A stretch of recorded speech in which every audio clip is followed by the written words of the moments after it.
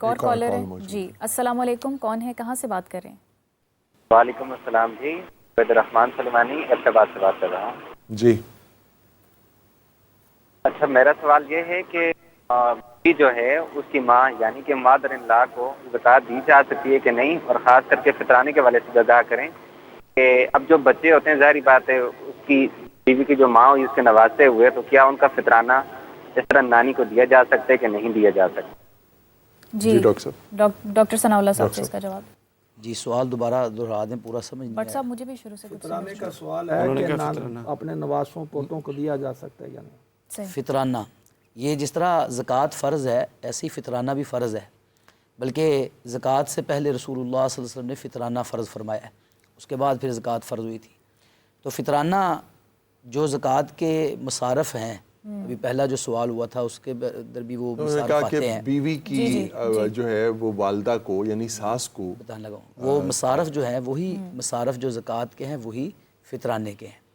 اور اگر کوئی شخص ان مصارف میں آ رہا ہے اور وہ آپ کا رشتہ دار ہے، آپ کا عزیز ہے، اور پھر وہ عزیز بھی ایسے ہے کہ وہ آپ کی ذمہ داری نہیں ہے، جس طرح اولاد ہے سگی، ٹھیک ہے، وہ ذمہ داری میں شامل ہے، والدین ہیں ان کی خدمت ہماری ذمہ داری میں شامل ہے، وہ ہماری ذمہ داری نہیں ہے، تو ہم اس کو زکوٰۃ بھی دے سکتے ہیں، فطرانہ بھی دے سکتے ہیں. تو اس حساب سے تو نانی جو ہے وہ چونکہ ان بچوں کی ذمہ داری نہیں ہے، یہ اپنے داماد کی ذمہ داری نہیں ہے، اس لیے وہ ان کا داماد جو ہے وہ اپنی ساس کو زکوٰۃ یا وہ فطرانہ دے سکتا ہے.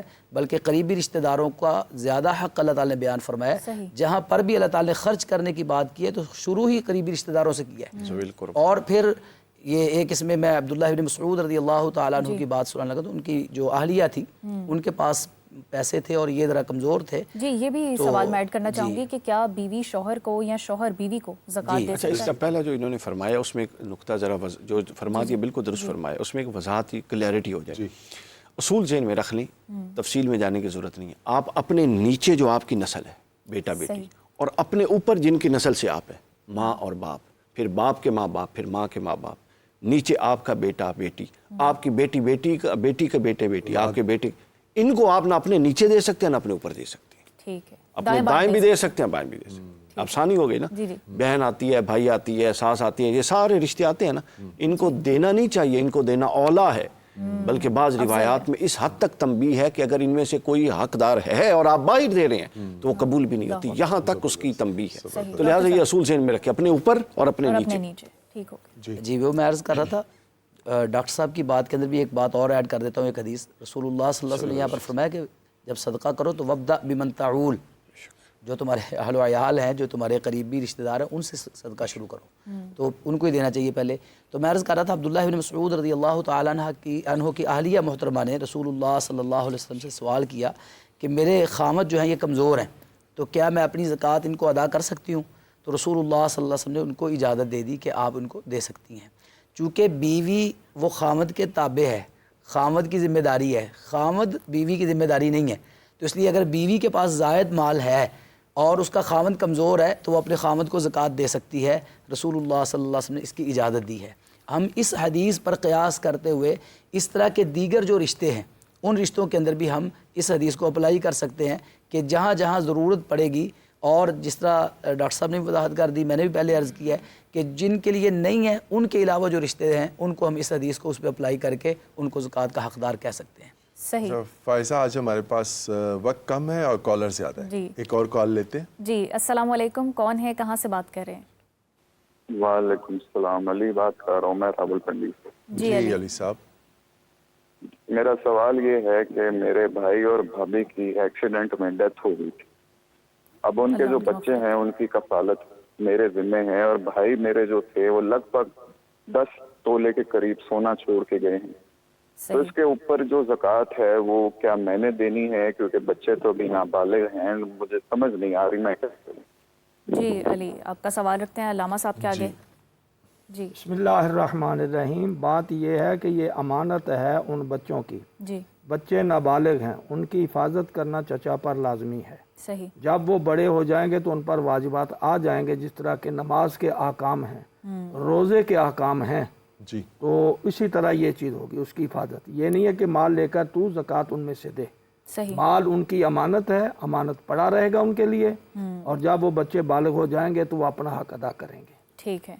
अब इसी तरह और भी अमानात के बारे में सूरह बकरा में है, दूसरी जगह पर है कि सफ़ी है, बच्चा नाबालिग है, कुछ है, आप यतीम है, उसके माल की हिफाजत करें। आप उसके वाजिबात अदा नहीं कर सकते, सही है। और उनकी हिफाजत करना आप पर फ़र्ज़ है। ठीक है ना जी। जब वो बड़े हो जाएंगे ये है। फिर है कि अगर उनका माल खाओगे तो तुम आग खाओगे, यतीम का माल खाओगे, मोहताज पागल है, जब तक वो दीवाना है ना तो आप उसके इन चीज़ों की हिफाजत कर सकते हैं। उसको भी इतना नहीं दे सकते कि वो उसको फजूल खर्च में ज़ाया कर दे। सही। उसका इलाज करो, जब ठीक हो जाएगा, जब वो मुकल्लिफ हो जाएगा तो वो खुद ब खुद इन ना हो सके मुकल्लिफ या ना रहे दुनिया में तो फिर उसके लिए फिर दूसरा हुक्म जारी होगा, तो वो निज़ाम तो चलता रहेगा। सही। एक और कॉलर है हमारे साथ, उनसे भी बात करते हैं। जी अस्सलाम वालेकुम, कौन है, कहाँ से हैं? जी वालेकुम अस्सलाम व रहमतुल्लाहि व बरकातुहू। जी मेरी बहन, मेरा नाम मोहम्मद उस्मान है और मेरा ताल्लुक जंग से है। सर जी उस्मान, सवाल कीजिए। जी मेरा सवाल है, क्या इस्लामी रियासत में ज़कात इनफरादी तौर पर देनी चाहिए या उसे बैतुल माल के जरिए मुनज़्ज़म करना ज़रूरी है? अगर हुकूमत पर ज़कात का निज़ाम नाफिज हो तो क्या इनफरादी ज़कात देने की इजाज़त होगी? ये मेरा सवाल है। ठीक है उस्मान। डॉक्टर अली वकार साहब, बड़ा ये ज़बरदस्त तो सवाल और फिर आपके शहर से हैं जी। मेरे शहर से भी हैं और सवाल ज़बरदस्त किया, पढ़े लिखे आदमी लगते हैं मुझे। देखिए असूल यही है, जब तक रियासत मदीना कायम नहीं हुई, रसूलुल्लाह ने ज़कात का हुक्म ना अल्लाह ने वाजिब किया ना रसूलुल्लाह ने इबलाग फरमाया। जी। इसका असल नज़म तो यही है कि रियासत का बैतुल माल कफ़ील की हैसियत रखता है यतमा के लिए, मसाकीन के लिए, वब्न सबील, मुसाफिरों के लिए कहीं से आए हुए हैं और वो किसी जगह पड़े हैं।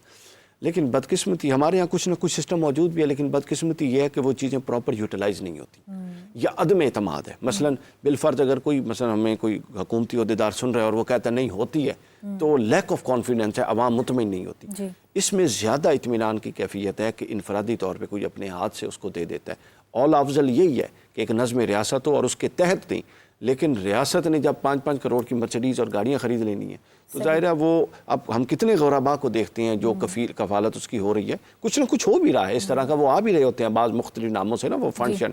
लेकिन इंडिविजुअल सवाल जो था, दिया जा सकता है कि नहीं दिया जा सकता है। जब रियासत का नज़म कमज़ोर हो और चीज़ें प्रॉपर आगे इनकलकेट ना हो रही हैं तो दिया जा सकता है। बेहतर है इनफरादी तौर पे दें, और अगर वो नज़म अल्लाह करे कभी आइडियल कायम हो जाए तो फिर हमें उस नज़म का हिस्सा बनना है। अल्लामा साहब, ज़कात की जब बात होती है तो सूद का जिक्र करना भी ज़रूरी है, क्योंकि अल्लाह ने सूद को मना फरमाया और ज़कात देने का हुक्म दिया। ज़रा इसकी वजाहत फरमाइए। सबसे पहले तो मैं एक वो पहले जो सवाल हुआ था उसके बारे में अपना थोड़ा सा बयान करना चाहता हूँ। यतीम का माल जिनके पास, अगर वो सुन रहे हैं तो तवज्जो करें। रसूलुल्लाह सल्लल्लाहु अलैहि वसल्लम फरमाया, जामे तिरमिज़ी की यह हदीस है कि यतीम का माल जिसके पास हो वो उसको कारोबार में लगाए, उसको अपने पड़ा ना रहने दे। क्यों? ये ना हो कि उसके माल को ज़कात खा जाए। ये हदीस के अल्फाज हैं रसूलुल्लाह सल्लल्लाहु अलैहि वसल्लम। इसका मतलब ये समझ आ रहा है इस हदीस का कि अगर आपके पास यतीम का माल पड़ा हुआ है और वो निसाब को पहुँच गया और साल गुजर गया है, तो अब एक मसला तो जो है, जो अल्लामा साहब ने बयान फरमाया कि माल वापस देना, उसमें तो अल्लाह ताला का ये हुक्म है कुरान मजीद के अंदर सूरत उन-निसा के अंदर कि आप उस वक़्त उसको वापस करेंगे जब वो बालिग हो जाएगा, आक़िल हो जाएगा, ताकि वो ज़ाया ना कर दे। लेकिन ज़कात बहरहाल उस पर फ़र्ज़ होगी। वो चचा अपने पैसों से अदा करें, अगर वो समझते हैं कि वो उनके भतीजों का माल कम हो जाएगा तो वो उसकी ज़कात अदा करें। नहीं तो दूसरी सूरत जो रसूलुल्लाह सल्लल्लाहु अलैहि वसल्लम बयान फरमाई, ये सबसे खूबसूरत है, क्योंकि रसूलुल्लाह सल्लल्लाहु अलैहि वसल्लम ने तो हम सब का ख्याल रखा है ना, तो उन्होंने यतीमों का भी ख्याल रखा है, वो खुद भी यतीम थे।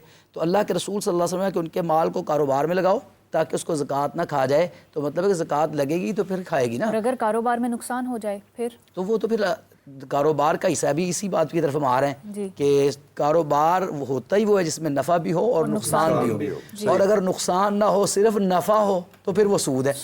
ये सूद को अरबी ज़ुबान में रिबा कहते हैं। रिबा का माना भी फ़ायदा, नफ़ा है, और सूद, ये लफ्ज़ भी सूदमंद, उर्दू का या फ़ारसी का लफ्ज़, इसका माना भी फ़ायदा है। तो सूद की जो तारीफ़ है वो ये है कि लेकिन असल में इसका कोई फ़ायदा नहीं। हाँ, असल में तो कोई फ़ायदा नहीं ना, तो नुकसान का बायस है। वो बात करते हैं अभी इंशाल्लाह। ये जो भी कर्ज़ आप किसी को देते हैं, उस पर जो भी आप फ़ायदा उठाते हैं, मन जर्र मनफ़अतहु फ़हुव रिबा। अली रज़ी अल्लाह तआला अन्हु से ये है کہ جو بھی قرض دے کر اس سے آپ فائدہ اٹھا رہے ہیں وہ فائدہ سود کہلائے گا، وہ نقد کی شکل میں ہو، وہ کسی اور چیز کی شکل میں ہو، جو بھی، حتیٰ کہ صحابہ کرام رضوان اللہ علیہم اجمعین کے دور میں اگر کسی شخص نے کسی کو قرض دیا ہوتا اور وہ مقروض آ کے اس کو تحفہ دیتا تو وہ تحفہ بھی وصول نہ کرتے کہیں یہ بھی سود نہ ہو، بلکہ ایک واقعہ موجود ہے حدیث کی کتب کے اندر کہ ایک صحابی وہ مچھلی بیچتے تھے تو انہوں نے قرضہ لیا ہوا تھا، تو جس سے قرضہ لیا تھا اس کو آ کے وہ مچھلی بسا اوقات تحفے میں دے دیتے، تو جب ایک وقت گزرا تو انہوں نے اس کو بلایا، اس کو کہا بھائی حساب کر لو، اگر تو تم نے مجھے مچھلی زیادہ دے دی ہے نا تو پھر وہ پیسے لے لو مجھ سے، اور اگر برابر ہو گئی ہے تو تیرا قرضہ ختم، اور اگر کم ہے تو باقی جو پیسے رہ گئے نا وہ تم نے ادا کرنے ہیں۔ تو مطلب یہ کہ اگر کوئی تحفہ دیتا ہے تو وہ مقروض سے تحفہ بھی وصول نہیں کرتے تھے، اور اللہ تعالیٰ نے جو بات قرآن مجید کے اندر بیان فرمائی ہے بڑی خوبصورت ہے، جس طرح آپ نے بھی کہا، ایک اور آیت ہے یمحق اللہ الربا ویربی الصدقات، اللہ تعالیٰ سود کو مٹانا چاہتے ہیں، ختم کرنا چاہتے ہیں۔ کیوں؟ سود جو ہے یہ مجبوری سے ناجائز فائدہ اٹھانے کا نام ہے، آپ اس کا خون چوس رہے ہیں، محنت وہ کر رہے ہیں اور آپ اس کو قرض دے کے گھر بیٹھے خون چوس رہے ہیں۔